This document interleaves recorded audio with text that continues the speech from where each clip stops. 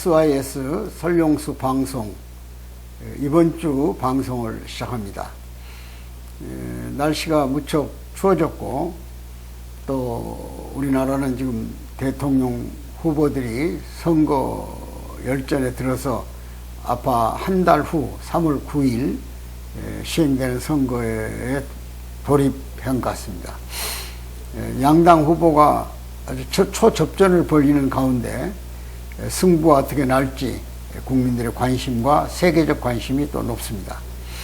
저는 지난주 방송에서 우리는 지금 어디에 서 있는가 이런 주제를 한번 달았습니다. 그래서 그 주제에 대한 대답을 하려 합니다. 그래서 오늘은 주제를 우리는 무엇을 할 것인가 이렇게 달아봤습니다. 여러분이 잘 아시다시피 우리나라는 지정학적으로 아주 불리한 조건에 놓여 있는 나라이기도 하고 또 어떻게 하면 가장 좋은 전략적 가치를 가지고 있는 것도 같습니다. 어떻게 방향을 바꾸느냐, 어떻게 중심을 잡느냐에 따라서 상당히 큰 역사적 문제가 있을 수 있습니다. 저는 그래서 오늘 우리와 같은 처지에 있는 나라들이 어떻게 역사를 헤치면서 생존해 가고 있는가를 검토해 보려고 합니다. 그 첫 번째 나라로 스위스를 거론할 계획입니다. 여러분이 잘 아시다시피 스위스는 영세 중립국가고 또 유럽에서 아주 잘 사는 나라 중에 하나가 되어 있습니다. 제가 아는 상식으로는 소득은 8만 불을 넘었고 지난번 국가가 국민에게 재정에 여유가 있어서 그 돈을 국민에게 돌려줘야 되느냐 국가가 보유하고 있어야 되냐를 국민투표에 붙인 적이 있습니다. 근데 국민들의 78%가 거부를 했습니다. 나라도 튼튼하고 부채가 없이 견디내야만 국제적 위상이 있고 우리 행복이 온다는 겁니다. 아마 우리는 지금 지원금을 못 받아가지고 난리가 나 있는 나라입니다. 정부 부채는 지금 거의 한 100조 가까이 늘어났습니다. 개인당 부채가 2천만 원을 넘었다니까 젊은 세대들 보기가 민망할 정도입니다. 여러분, 이 스위스도 오랜 역사 속에서 유럽의 강대국들이 시달렸습니다. 특히 나폴레온을 전후한 시대는 더 그랬습니다. 1815년에 그리고 19년까지 사이에 오스트리아 빈에서 스위스 문제를 다루는 나폴레온 전후 처리 문제에 대한 빈회의가 있었습니다. 그때 처음으로 스위스의 중립화 방안이 거론됐습니다. 왜 그러냐면 스위스라고는 산악지형이 경우에 따라서는 상당히 상대방 국가들로부터 무역이라든지 경제적 이해관계를 따질 수 있는 지역이고 또 한편으로는 군사적 전략기지가 되는 겁니다. 그러니까 스위스를 누가 갖느냐에 따라서 그 나라의 운명이 좌우되기 때문에 과거 신성 로마 제국으로부터 함스부르크가까지 유럽의 기륭을 다퉜던 나라들이 결과적으로 누가 점령하느냐를 갖고 각축을 벌려서 오랫동안 스위스는 시달렸습니다. 지정학적으로 스위스는 5개 나라와 국경을 접하고 있습니다. 독일, 프랑스, 이태리, 오스트리아, 그리고 레빈슈타인 이 5개 나라죠. 그래서 언어도 사실은 5개 나라 언어가 있다고 봐야겠죠. 주 언어는 프랑스, 독일, 이태리 언어입니다. 근데 아주 재미있는 것은 스위스는 그 나라의 본언어하고 방언까지 해서 7개 언어군으로 구성되어 있고 주는 28개 주로 형성되어 있습니다. 물론 연방정부죠. 그런데 스위스가 지혜로운 것은 정치적으로 대통령을 7명 갖고 있다는 겁니다. 저는 스위스를 2차례 방문한 적이 있습니다. 특히 우리가 민방위 체제를 갖춰서 민방위에 대한 교육을 할 때 스위스 예를 많이 들기 때문에 영세 중립국인 스위스를 현지 방문한 적도 있었습니다. 스위스의 7개 대통령은 임기는 7년이고 1년씩 권한을 행사합니다. 바꿔 말하면 언어를 중심한 집단들의 권리와 이익을 배분해 주자는 뜻이겠죠. 아주 적절한 정치 형태인 것 같습니다. 아주 공평하죠. 물론 빈회의 이후에 스위스가 스스로 독립을 선언, 자주 영세 중립을 선언한 것은 1864년경입니다. 그들은 민방위 체제라고는 하지만은 사실은 정기군과 다름없는 전투 형상을 가지고 있습니다. 1년에 351일 동안을 사실상 전투 경험을 가져야 됩니다. 바꿔 말하면 민방위나 예비군들이 교육훈련에 임한다 그 말이죠. 1년 내내, 물론 종일은 아닙니다. 필요한 시간에 자기가 여행이면 여행 또는 관광 가서 또는 친인척 집을 방문하더라도 반드시 두서너 시간에 자기 업에 대해 자기 소위 맡은 부서에 대해서 훈련을 받아야 되는 겁니다. 그러니까 의무는 의무에 대해서 병력을 또 보병은 보병 지역에서 또는 뭐 탱크면 탱크 또는 뭐 포대는 포대 지역에서 훈련을 받아야 되는 겁니다. 물론 훈련에 임하지 않는다고 해서 국민에게 피해는 없습니다. 다만 크레디트 카드, 신용카드를 줘서 그 카드에 입력되지 않은 사람, 훈련을 불참한 사람은 은행에 예금을 하거나 돈을 차용했을 때 반드시 금리가 거기에 부과된다 그런 얘기입니다. 그만큼 철저하게 생활 병역의 의무를 하고 있는 겁니다. 그 중립화 이후에도 독일 같은 나라가 침략을 꿈꿨지만은 그들의 철저한 민방위 조직에 의해서 더군다나 산악이 많으니까 지하 벙커화 해가지고 레지스탕스 해버리면 감당할 수 없어가지고 독일도 스스로 철수를 해버리고 말았습니다. 장군은 없지만은 의회가 만일 전시가 일어나면 장군을 임명합니다. 그 장군이 총주의를 하죠. 2차 대전을 전후해서 독일이 침략했을 때 앙리기생이라는 장군이 민방위군을 45만 명을 이틀 만에 소집을 했고 그들이 6개월간 먹을 수 있는 식량과 모든 군략 전수품을 지하에 비축해 놓은 것에 의해서 각기 자기 부대에 들어가서 전투세를 갖췄고 스위스를 점령하기 위해서는 스위스 병력의 3배 이상의 강한 군대가 없이는 점령이 불가능하다고 판단된 나머지 철수를 했던 거죠. 바꿔 말하면 모든 군사장비도 최첨단화되어 있습니다. 각기 집에 총을 보관하고 있고 그 총과 실탄을 어떤 전투태세에 돌입할 때는 자기가 가지고 나갑니다. 그 총으로는 200년 가까운 세월을 한 건의 사고도 안 났다는 겁니다. 또 하나의 스위스의 특이할 점은 경제 거점을 스위스 전역에 우리처럼 수도권에 집중한다거나 공업단지가 있는 곳에만 집중하지 않았다고 말해요. 그래서 국민의 소외를 두지 않았습니다. 아주 현명한 정책이죠. 스위스는 첨단 산업의 생산기지입니다.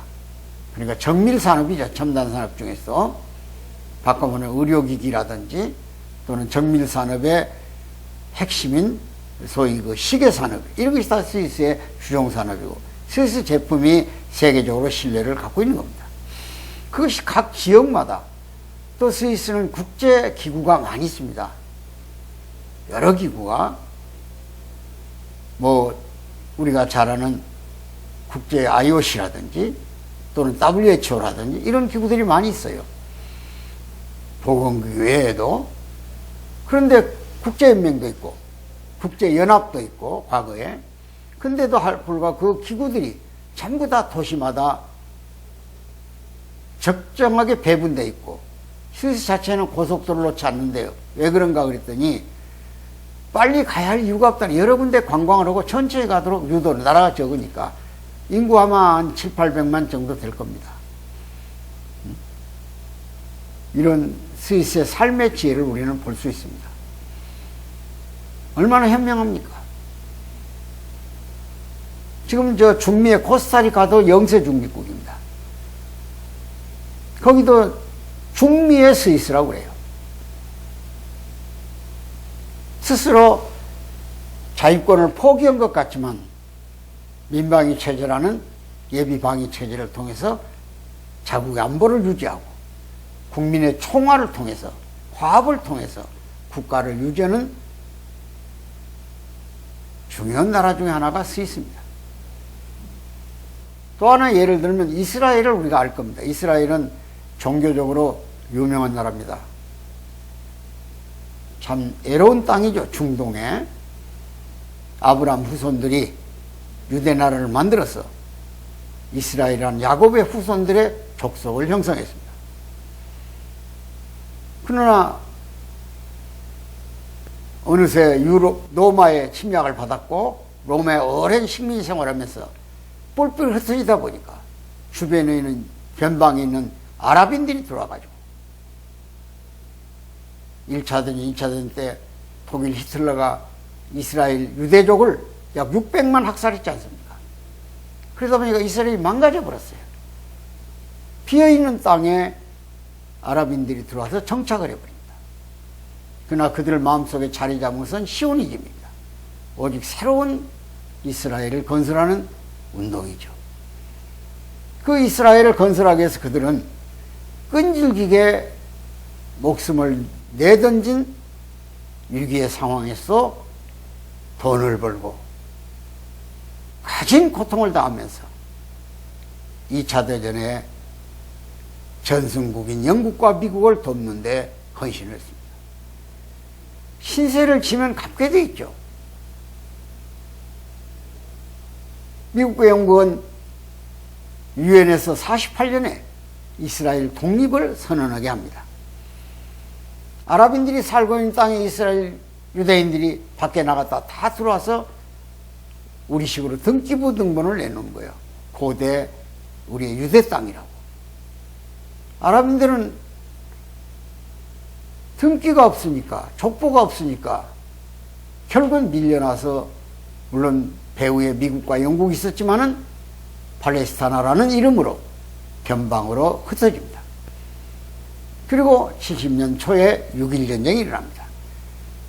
그 주변을 정리해버린 거죠. 여러분 알지만 이스라엘은 동으로는 요르단이 있고 북으로는 레바논 시리아가 있고 남서쪽으로는 이집트가 있습니다. 그 주변에 또 14개 아랍 국가들이 포위하고 있어요. 그러니까 20여 개 아랍국에 포위된 나라가 이스라엘입니다. 그러나 전쟁에는 매전 승리를 해요. 비행기 한 대가 떨어지면 10대를 외국에 있는 유대인들이 헌납해서 갖다 줍니다.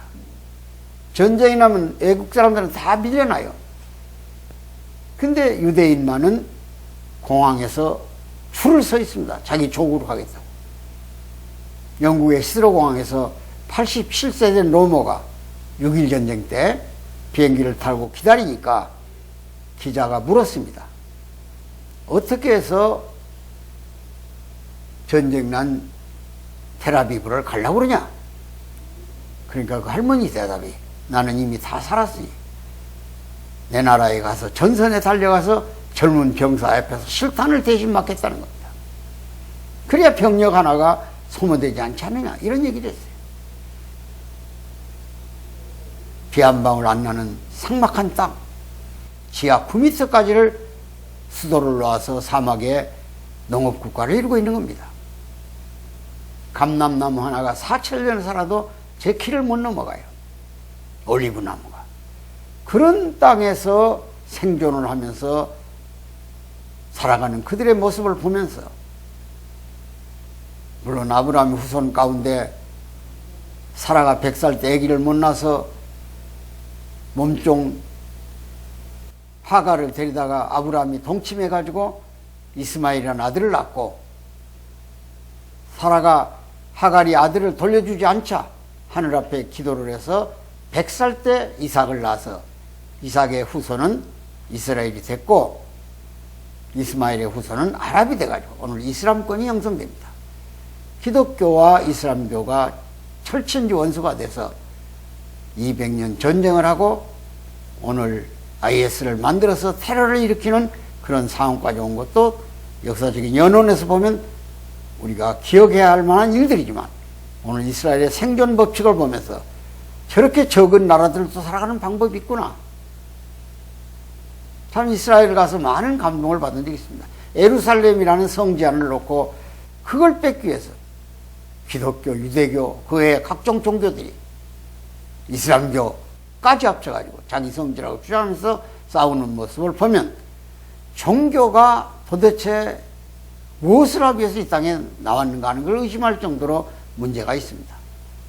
어떤 철학자의 말대로 종교는 필요하길 수도 있습니다. 필요하죠. 종교가 없이 어떻게 도덕과 정의를 내세울 수 있겠습니까? 인간의 양심만 가지고. 이런 점에서 이스라엘의 교훈을 또 한번 본받으면서 그 생존의 법칙이 뭐냐?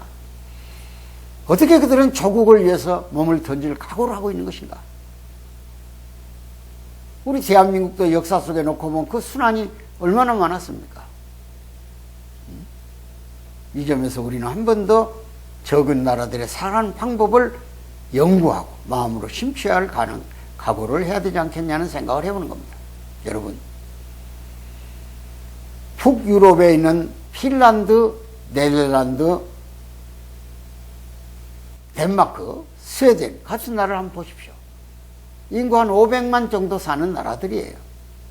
핀란드 바로 러시아에 붙어 있습니다. 철도가 다 연결돼요. 유럽 철도가. 덴마크 적은 나라입니다. 우리는 달가스를 기억하고 구룬투비를 기억할 겁니다. 그 다음 노르웨이 다 이 이름하여 복지국가들이에요. 소득이 5만 불 가까이 된 나라들이에요. 잘 살고 있죠.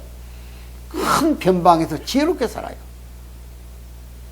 원치 러시아하고 게임이 안 되니까 침공할 가치를 느끼지 않아요. 지금 우크라이나하고는 또 상황이 달라요.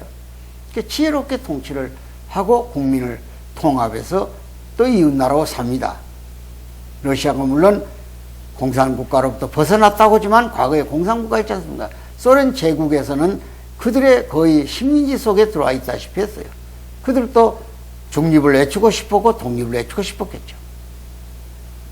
나는 오늘 우리의 현실을 다시 한번 내다봅니다. 하나 예를 들면 스위스가 1600년도에 영세 중립을 선언할 때 우리나라는 광해군 시대입니다. 그때 인조 반정이 일어났어요. 인조가 통치를 하는 겁니다.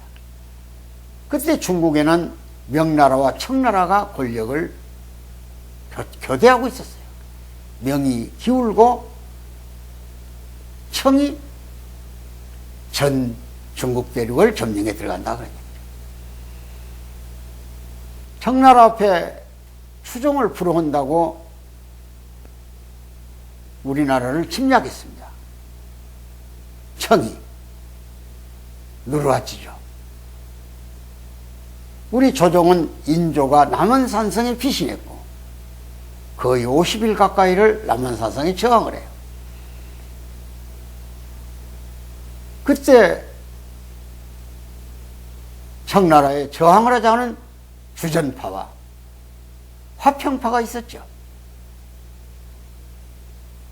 결국은 인종이 송파 수왕단에서 항복단을 재단을 쌓아놓고 309고들하고는 3번 절을 하기 위해서 9번의 이마를 쳐박는 수모의 항복문서를 바치고 인조대왕 이하의 많은 왕자 요인들이 납치당해 가요.